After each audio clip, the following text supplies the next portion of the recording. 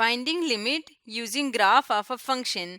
किसी फंक्शन के ग्राफ को यूज करते हुए लिमिट कैसे फाइंड करते हैं ये आज हम सीखेंगे।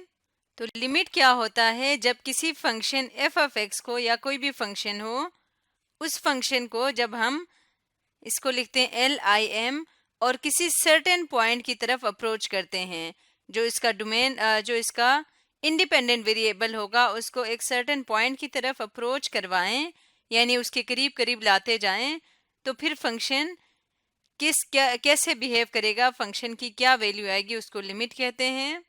तो आज की वीडियो में हम इनके ग्राफ को देख के सर्टेन पॉइंट्स पे इनके लिमिट फाइंड करेंगे। मिसाल के तौर पे ये हमारे सामने एक ग्राफ है। इस ग्राफ का हमने लिमिट फाइंड करना है एट x इक्वल टू 2। तो x इक्वल टू 2 पे लिमिट फाइंड करने का क्या तरीका है हम देखेंगे कि अगर इस ग्राफ को हम लेफ्ट साइड से 2 की तरफ अप्रोच करवाएं, यानी लेफ्ट साइड से हम आते जाएं 2 की तरफ, तो क्या बिहेवियर होगा, और अगर राइट साइड से आएं तो क्या होगा। तो इसको फाइंड करेंगे।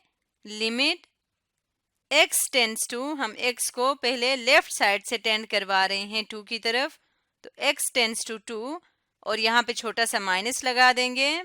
इस माइनस का मतलब ये है कि ये 2 की तरफ लेफ्ट साइड से आ रहा है। f of x is equal to, आप नोट करें अगर ये लेफ्ट साइड से आते जाएं तो ये किसको अप्रोच करेगा, -2 को। सॉरी, हमने क्या करना है, -2 को अप्रोच करवाना था। यहाँ पे एट x इक्वल टू 2 नहीं है, x इक्वल टू -2 है। तो अब इसका मतलब हमने देखना है कि जैसे जैसे x -2 के करीब आता जा रहा है y की वैल्यू क्या आ रही है। तो हम देखेंगे y की वैल्यू आ रही है 0.8। As x tends to -2 from left side, f of x किसके इक्वल आ रहा है, 0.8 के इक्वल आ रहा है। f ऑफ x की वैल्यू से मुराद वैल्यू ऑफ y। इसी तरह से हम देखेंगे कि अगर हम लिमिट अप्रोच करवाएं x टेंड्स टू -2 को राइट साइड से, f of x is equal to, जैसे ये राइट साइड से -2 की तरफ आता जा रहा है तो ये y पे किस पॉइंट को अप्रोच कर रहा है, अगेन 0.8 को।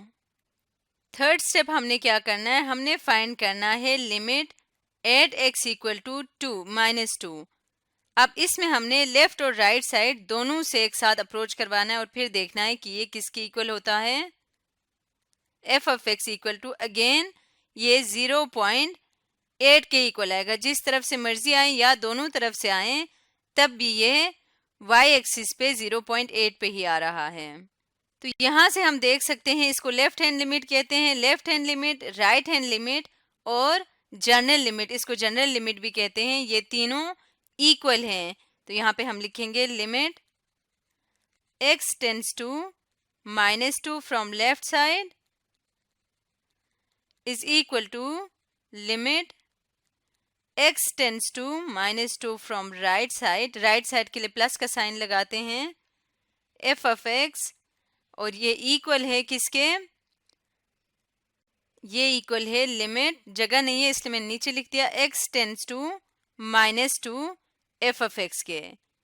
जब भी लेफ्ट हैंड साइड और राइट हैंड साइड वाली लिमिट इक्वल हो जाए और जनरल लिमिट के इक्वल आ जाए, इसका मतलब हम क्या कहते हैं, हम कहते हैं कि इस केस में स्पेसिफिक पॉइंट पे इस फंक्शन का लिमिट एग्जिस्ट करता है। हम कहते हैं limit exist at x equal to -2। तो लिमिट एग्जिस्ट करने का क्या मतलब है, left hand limit, right hand limit और जनरल लिमिट, ये तीनों की वैल्यू इक्वल आ जाए तो हम कहते हैं लिमिट एग्जिस्ट करता है।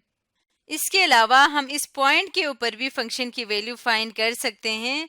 एग्जैक्टली 2 के ऊपर फंक्शन की वैल्यू क्या है, f ऑफ 2 अगर हम फाइंड करना चाहें, f of 2 is equal to, यानी कि फंक्शन में x की जगह 2 पुट कर दें तो y की क्या वैल्यू आएगी, सॉरी f ऑफ -2 पुट कर दें तो y की वैल्यू आ जाएगी 0.8। तो उस पॉइंट पे भी फंक्शन की वैल्यू एग्जिस्ट कर रही है। लिमिट एग्जिस्ट करने के लिए ये कंडीशन ज़रूरी नहीं है।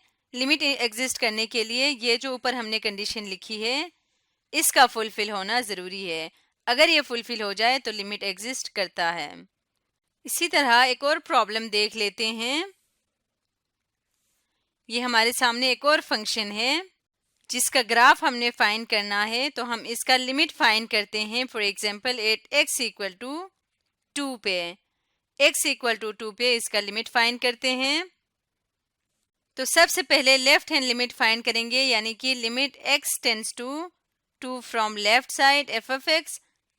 ग्राफ को देखते हैं, जैसे जैसे लेफ्ट साइड से एफ ऑफ एक्स 2 की तरफ अप्रोच कर रही है तो हमारे पास क्या वैल्यू आ रही है y की वैल्यू आ रही है 3। तो यहाँ पे लिख देते हैं 3। इसी तरह से नेक्स्ट है limit x tends to 2 from right side f of x आएगा इज इक्वल टू, अब हमने देखना है कि अगर इस फंक्शन को राइट साइड से अप्रोच करते आए 2 की तरफ, तो राइट साइड से जैसे जैसे आते जाएंगे आप देखते हैं कि राइट साइड से ये वाला ग्राफ आ रहा है।